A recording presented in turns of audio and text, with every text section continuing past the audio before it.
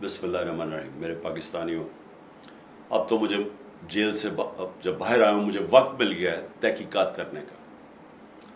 तो मुझे अब ये एक मुनज़्ज़म साजिश नज़र आई है जिसके तहत जलाई गई हैं गवर्नमेंट बिल्डिंग्स, ये कोर कमांडर का घर जलाया गया है।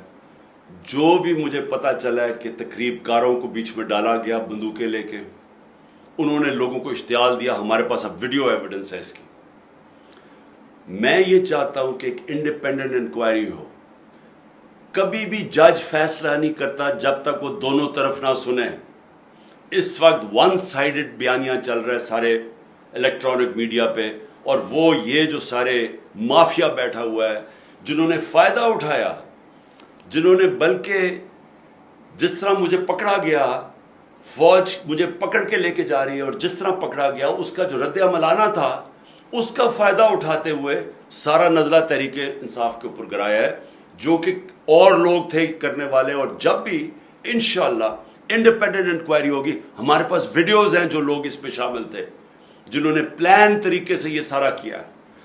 जिस पार्टी ने 27 साल कभी किसी किस्म का इंतशार नहीं किया, जिस पार्टी ने जब उसके चेयरमैन को गोलियां लगती है कत्ल करने के लिए, तब भी हमने तो कोई तोड़ फोड़ नहीं की, कोई जलाओ घराव नहीं किया। जबकि मैंने एक इंटेलिजेंस ऑफिसर का नाम भी दिया तब तो कुछ नहीं हुआ। तो ये अब एकदम क्या हुआ?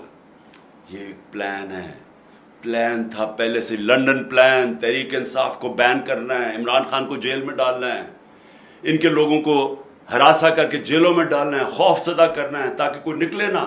ये है प्लान। लेकिन जो भी ये कर रहे हैं, आपको ना तारीख का पता है, ना आपको सियासत का पता है, ना आपको पता है कि ईस्ट पाकिस्तान में हुआ क्या, क्योंकि मुझे याद है क्या हुआ। कैसे यही कोशिश की गई सबसे बड़ी जमात से और मुल्क को तबाही की, मुल्क को तोड़वा दिया गया। आज उससे भी ख़तरनाक कोशिश की जा रही है।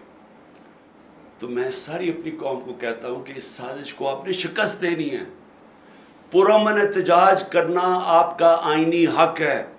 हम भेड़ बकरियां नहीं हैं।